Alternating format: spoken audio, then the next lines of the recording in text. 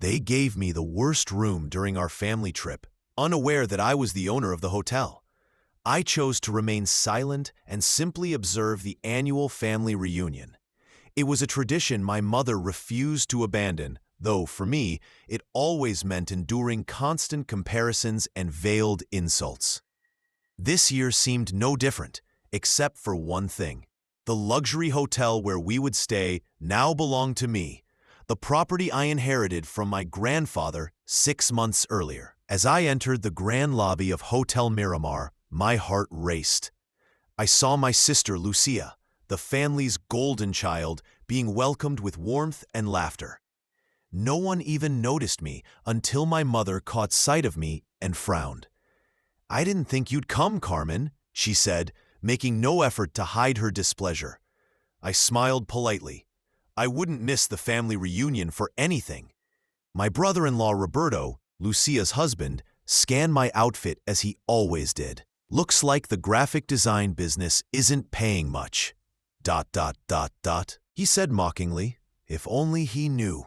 My small agency had grown into a successful company with international clients, but I never felt the need to correct them. What hurt the most was that the secret I carried would have silenced their arrogance instantly, because the five-star hotel, with its perfect gardens and ocean view, was now mine. My grandfather had always believed in me when no one else did. "We'll divide the rooms," my mother announced as the manager, Miguel, distributed the keys. Lucia and her husband received the presidential suite, my parents the executive suite, my cousins the deluxe rooms. And me? "Carmen, you'll stay in room 108, next to the laundry," my mother said. "It's small, but suitable for you." Some relatives exchanged uncomfortable glances. Others tried to suppress their amusement. Miguel looked uneasy. "Ma'am, perhaps we can arrange something better for Miss Carmen," he suggested. But my mother cut him off sharply. "That won't be necessary.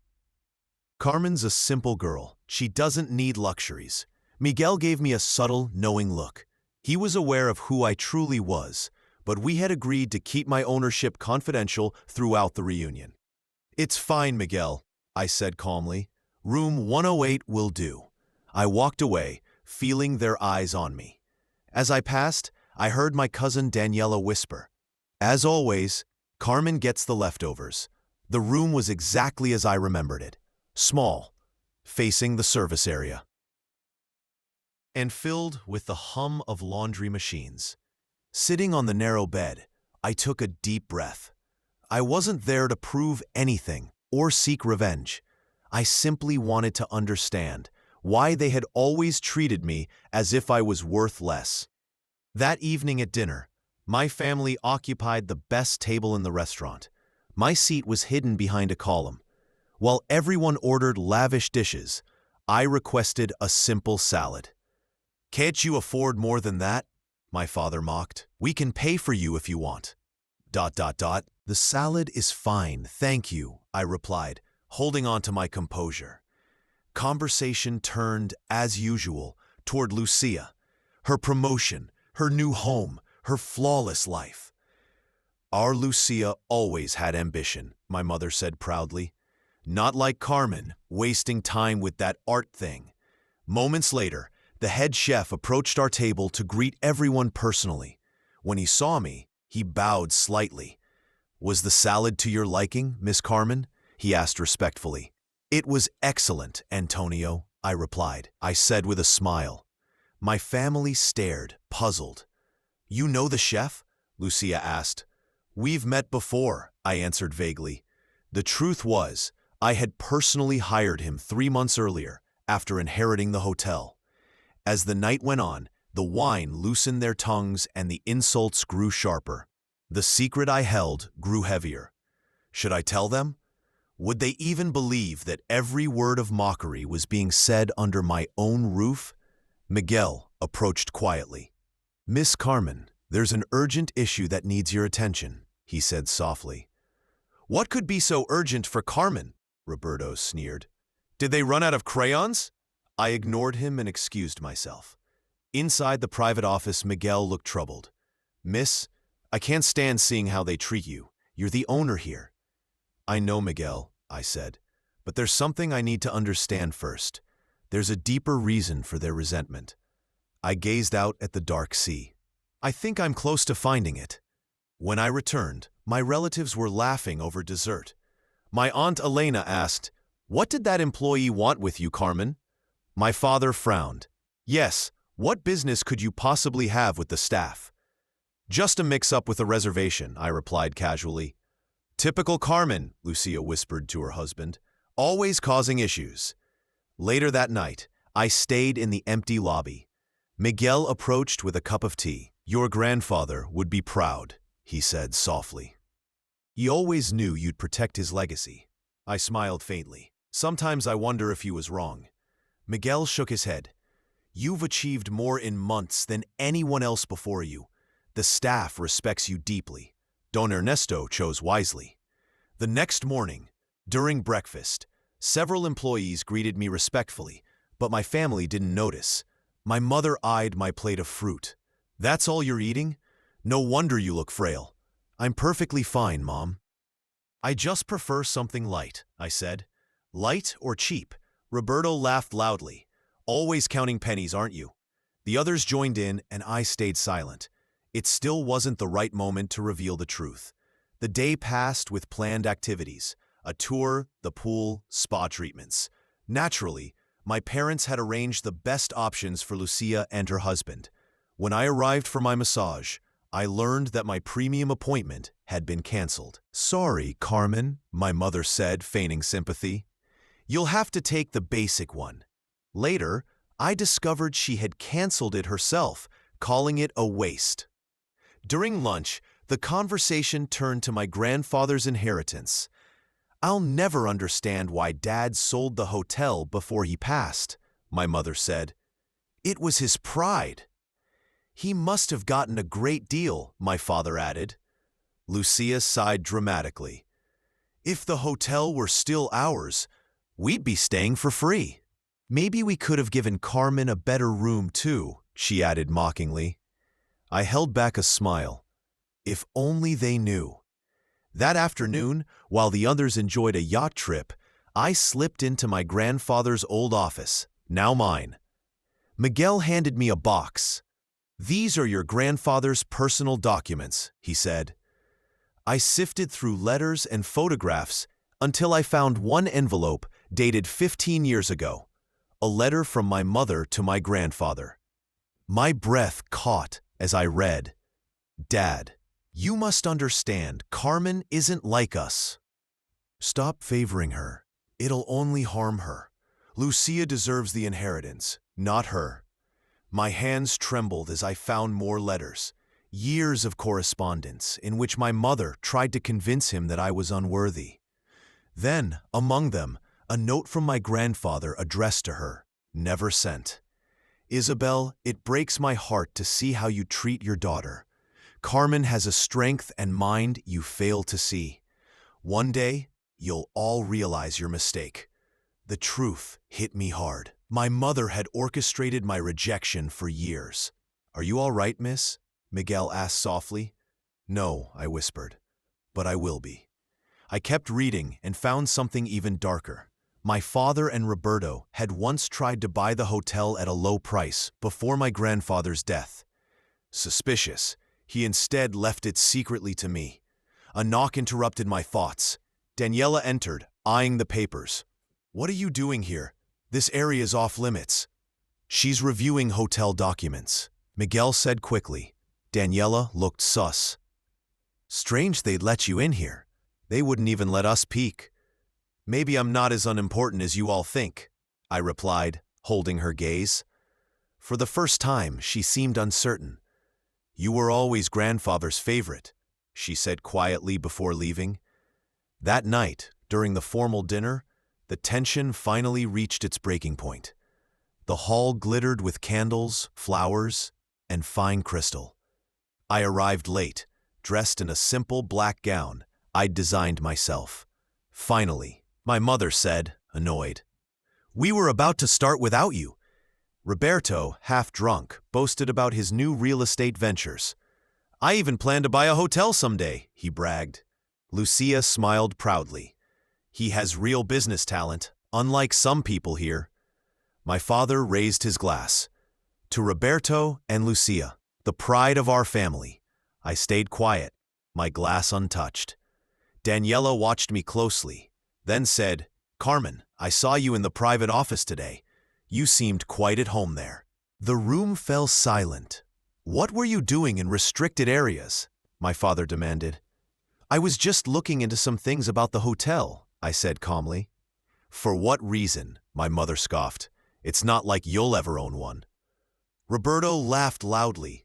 "Carmen owning a hotel? That's a good one. She can't even afford a decent room." Just then, Miguel appeared with a bottle of champagne. "Miss Carmen, the champagne you ordered for your family," he said politely. "We didn't order any," my mother said, confused. "It's complimentary," Miguel replied. "From me," I added calmly. Lucia nearly choked. "From you?" she asked in disbelief. "How could you afford a bottle that probably costs more than your rent?" Miguel poured the champagne, while I kept my composure. The air at the table was tense, heavy with unspoken emotions. "There's a lot you don't know about me," I said calmly. My father gave me a suspicious look. "What are you talking about, Carmen? If you have something to say, just say it." I hesitated, weighing my options. I could expose the truth right then, humiliate them the way they had humiliated me for years. It would be easy revenge. But as I looked at their faces, something shifted within me. I didn't want revenge. I didn't want to become like them. I just wanted to make a kind gesture, I finally said, to celebrate that we're all here together as a family, despite everything. Their surprise was obvious. They hadn't expected kindness from me after how they had treated me. The dinner went on, but something had quietly changed. Daniela watched me closely, as if she were seeing me for the first time. During dessert, Lucia brought up our grandfather's inheritance. I never understood why he sold the hotel in secret. It was part of our family legacy.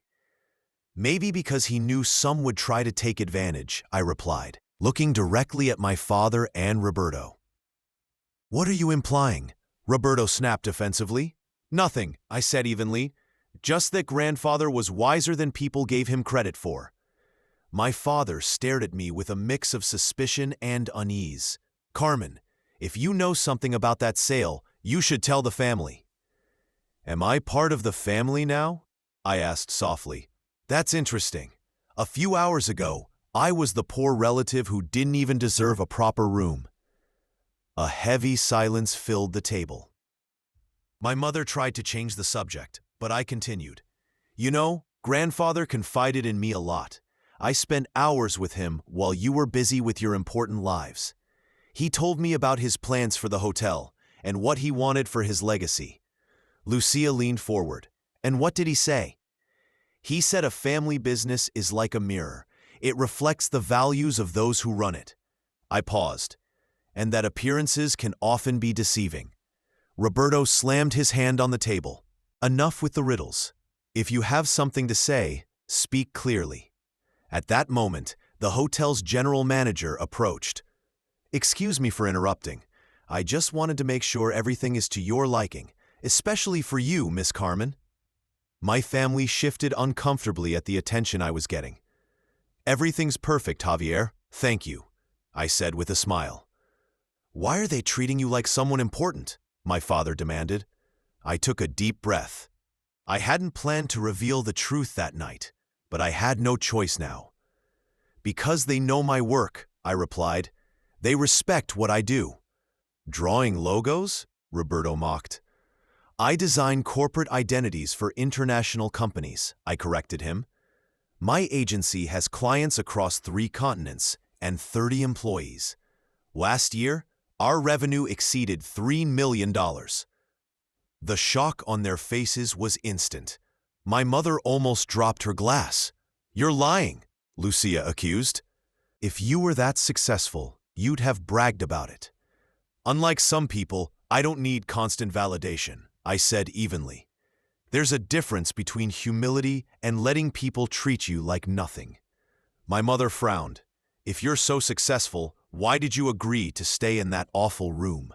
Because I wanted to see how far you would go, I answered truthfully. I wanted to know if there was any limit to your contempt. My words hung in the air like weight. For the first time, I saw shame on some of their faces. Not all, but some. Carmen, my father began. I'm not finished, I interrupted firmly. For years, I endured your comments, your pity, your constant disdain, because I didn't live the way you expected. I chose to create instead of destroy, to build instead of manipulate. My hands trembled, but my voice stayed steady. It felt like years of silence were finally speaking. Grandfather taught me that a person's worth isn't in what they own or how they appear, but in how they treat others. He saw something in me you couldn't, because you were too busy comparing me to your idea of success. Silence filled the room.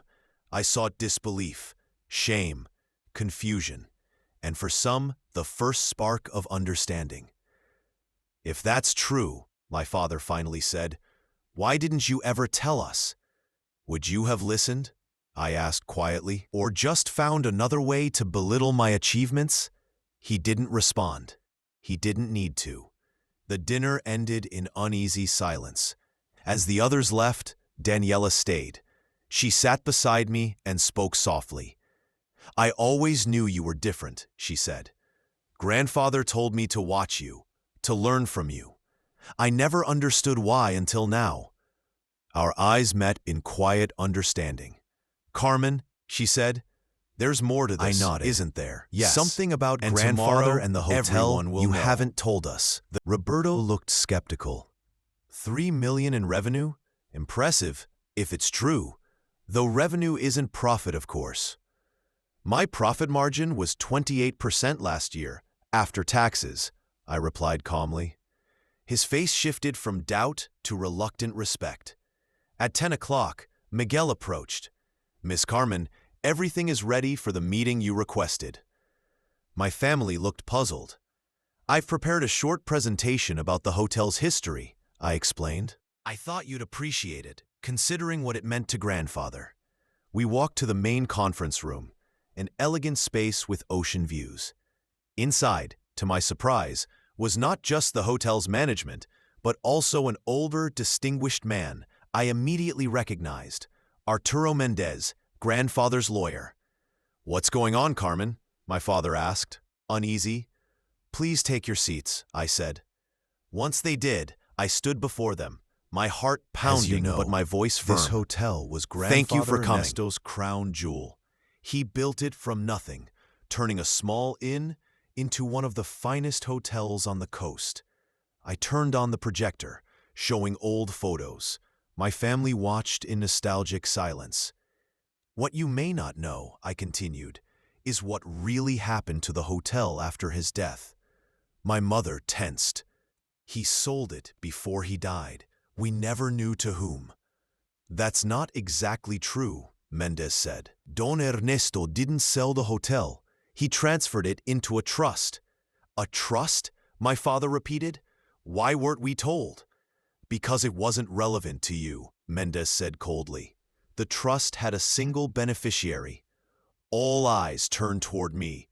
Lucia whispered, "It can't be." I nodded slowly. Grandfather left the hotel to me. I've been the owner for 6 months. The room went still. Shock, disbelief, anger, all flickered across their faces. "This is ridiculous," Roberto said. "Why would he leave it to you, of all people?" "That's a good question," I said, looking at my parents, "and I think Mom might know." My mother paled. "I don't know what you're talking about." "I found your letters," I said quietly. "The ones you wrote to Grandfather, trying to convince him I didn't deserve his attention or inheritance." Gasps filled the room. My mother sank in her chair. "And there's more," I said, signaling Miguel, who handed each of them a folder. "These documents show that Dad and Roberto tried to manipulate Grandfather into selling the hotel to them at a fraction of its value." My father's hands shook as he opened the folder. Emails, false appraisals, and forged offers. "This is taken out of context," he stammered. "No, it's not," Mendez said firmly. "Don Ernesto showed me these himself. That's when he decided to change his will and place the hotel in Carmen's name, the only person he trusted to preserve his legacy." Roberto stood up, furious. "This is a setup! You manipulated him or the lawyer. You're not capable of running a business like this." "The results say otherwise," I replied steadily. "In the 6 months since I took charge, the hotel's revenue has risen 18%. Customer satisfaction is up, and we've been nominated for 2 Excellence Awards." Miguel nodded, and the staff's respect was clear. My mother looked at me, confused. "If you own the hotel, why did you stay in that awful room? Why let us treat you that way?" "That's what I needed to know," I said softly, my voice breaking for the first time. "I needed to see if you truly thought I was worthless, or if something deeper drove your contempt." Tears threatened, but I stayed composed. What I found was worse than I imagined. It wasn't that you thought I had no value. It's that you were afraid others would see it, especially grandfather. My mother lowered her gaze. "The letters prove it, Mom. You couldn't stand that he loved me, that he saw potential." What did I ever do to deserve that? Silence fell again, broken only by her quiet sob. "You were just like him," she whispered. "You had his way of seeing the world. He always said you were his mirror, and I was never enough for him." Her voice trembled. "When you came along with your creativity and confidence, I saw how his eyes lit up for you, like they never did for me." The truth hit like a storm. Years of resentment and jealousy came spilling out. "So you made sure I never stood out," I said quietly. "You convinced everyone I was less, that my dreams didn't matter." She didn't deny it. She couldn't. "And you," I turned to my father, "you saw a chance to benefit. As long as I stayed out of the family circle, I wasn't a threat to your plans." He looked older suddenly, defeated. Lucia sat silently, processing everything. She had just learned the truth about our family's dynamics, and that was when I made the most important decision of all. Despite everything, I finally spoke, breaking the heavy silence that filled the room. "I'm still part of this family." My words seemed to linger in the air, unexpected and unsettling for everyone present. "Not here to settle old scores," I continued. "I could have humiliated you from the start, thrown you out of the hotel, or treated you the same way you treated me. But doing so would only keep alive the bitterness that has poisoned this family for too long." My mother looked at me with red, tearful eyes, her face a mixture of shame and astonishment. "When grandfather left me this hotel, I didn't understand his reasons completely," I said quietly. "Now I know it wasn't only about business. It was about giving us a chance to heal." I walked to the large window overlooking the sea, the same view my grandfather admired every morning from his office. "Grandfather left something else in the trust," I announced, turning back to them. "A letter meant to be read to the family 6 months after I took ownership of the hotel. That's today." Lawyer Mendez nodded and retrieved an envelope from his briefcase. "This represents Don Ernesto's final wish beyond the legal matters," Mendez explained. "He requested that it be read in front of the entire family." My hands trembled slightly as I opened the envelope and unfolded the pages written in my grandfather's distinct handwriting. I began reading aloud. "Dear family, if you're hearing these words, it means Carmen has officially taken her place as the owner of Hotel Miramar, and the time has come for you to know my true intentions. This hotel represents my legacy, but a legacy is not just made of walls and profits. It is built upon the values passed down to future generations. For years, I have watched with sadness as our family drifted apart. I saw the disdain directed at Carmen, the one who ironically shares my spirit and vision the most. Isabel, my dear daughter, you spent your life trying to prove your worth by competing with your own child. It was never needed. I loved you for who you were, not for who you tried to become to impress me. Roberto and Lucia, you built your lives around appearances and shallow ambitions. True success isn't measured by wealth or status, but by the integrity with which we live. I left the hotel to Carmen not only because I trust her ability to lead it, but because I trust her heart to mend the fractures within our family. My final wish is that you use this truth as an opportunity to reflect, to admit past mistakes, and to build a future where respect replaces resentment and family love outweighs selfish pursuits. The hotel now legally belongs to Carmen, but spiritually, it belongs to all of you. If you're ready to create a new family dynamic based on acceptance and understand. With eternal love, Ernesto. When I finished reading, many in the room, including the hotel staff, had tears in their eyes. The silence that followed was filled with emotion and long-suppressed truths. My mother was the first to speak. "All this time," she murmured softly, "all this time I was competing with my own daughter, trying to prove something to a father who already loved me." She slowly stood and, to my surprise, walked toward me. Her voice trembled. "Carmen, I don't know if you can ever forgive me. I was a terrible mother, blinded by my own insecurities." In her eyes, I saw something I had never seen before, genuine remorse and the beginning of true vulnerability. My father, visibly shaken, spoke next. "Your grandfather was right," he admitted quietly. "I spent my life chasing recognition, forgetting what truly matters." Lucia remained seated for a moment, her expression unreadable. Then she rose and approached me. "I never understood why grandfather favor," she said slowly. "Now I do. While I sought his approval, you sought his wisdom. While I wanted his wealth, you valued his vision." Her tone carried no resentment, only acceptance. Roberto, however, reacted differently. He stood abruptly, anger coloring his face. "So now we're supposed to feel guilty and applaud you for inheriting an empire you didn't build?" He turned to Lucia, seeking her support, but she remained beside me. "Roberto," I said calmly, "the hotel is legally mine. That won't change. But what we do next as a family depends on all of us." Mendez cleared his throat politely. "Actually, there's one more condition we haven't discussed yet." Don Ernesto stated that at Carmen's sole discretion, she may assign minority shares in the hotel to other family members, provided they prove their dedication to the values he upheld. The revelation hit everyone hard. My family now looked at me with a mix of hope and uncertainty. "I'm not asking for obedience in exchange for shares," I clarified. "Grandfather wanted true reconciliation, not one driven by financial interest." "What do you suggest then?" my father asked, this time with genuine curiosity.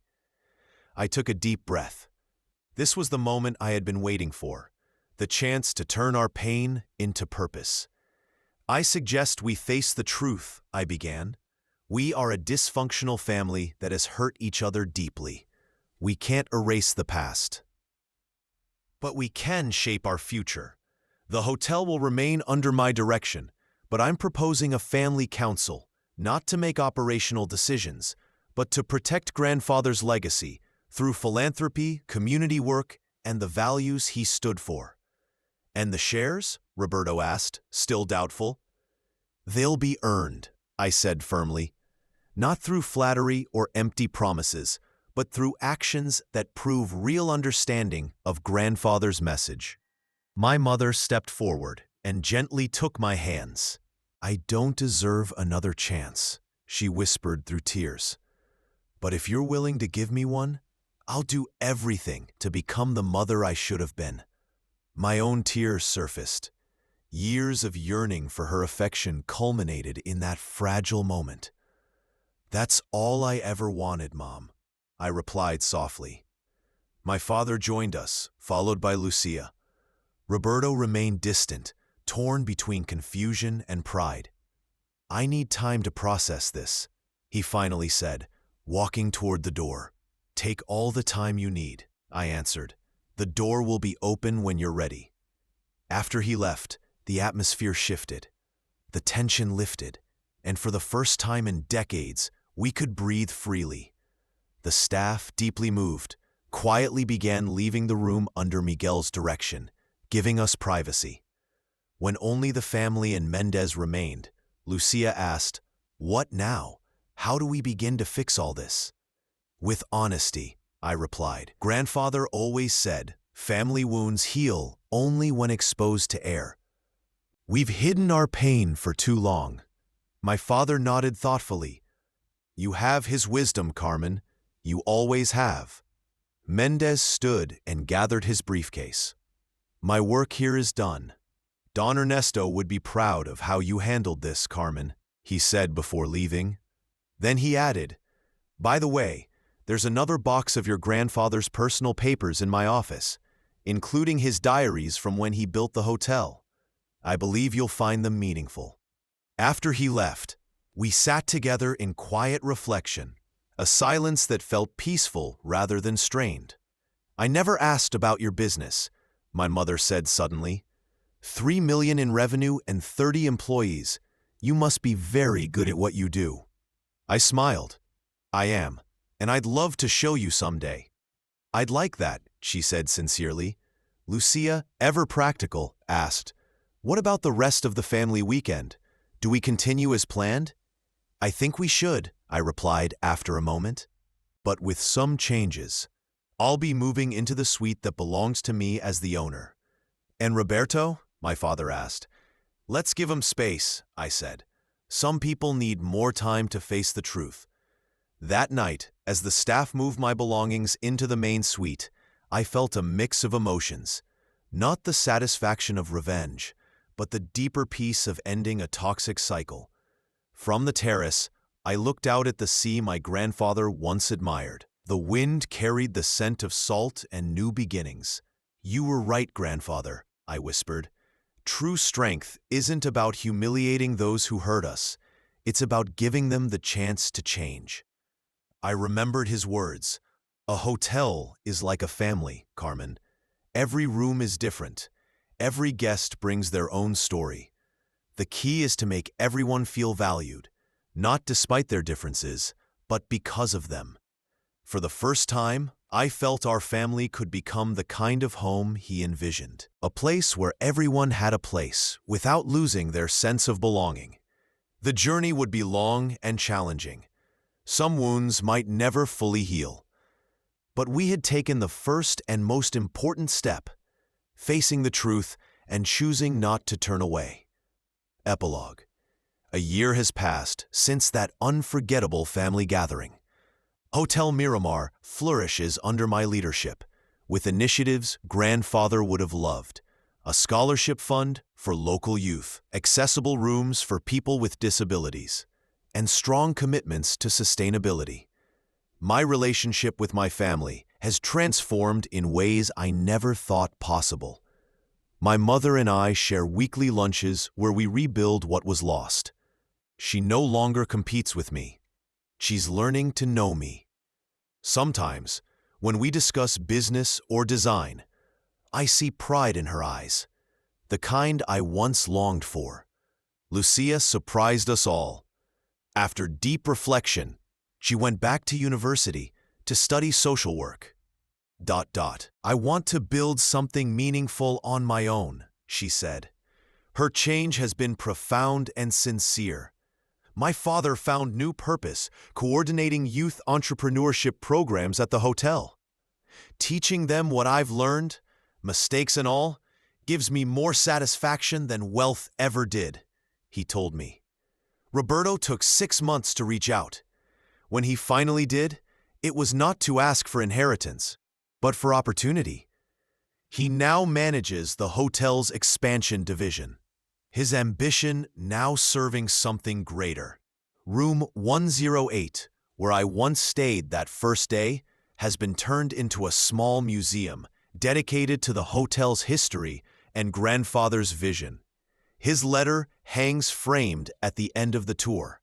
A reminder that family businesses are built on values, not just profit. Every day, as I walk through the corridors of this place, my inheritance and my duty, I feel grandfather's presence guiding me. I didn't reveal the truth out of vengeance, but because healing was worth the risk. The family we're building now is far stronger and more authentic than the illusion we once maintained. As the sign at the entrance reads, "We don't build walls, we build bridges. We don't offer rooms, we offer homes." That's the real secret of Hotel Miramar, and the most precious legacy my grandfather left me. Some stories aren't just tales, they're reflections of life. If this one touched you, help us continue sharing others that deserve to be heard. Join us. Thank you, and have a wonderful day.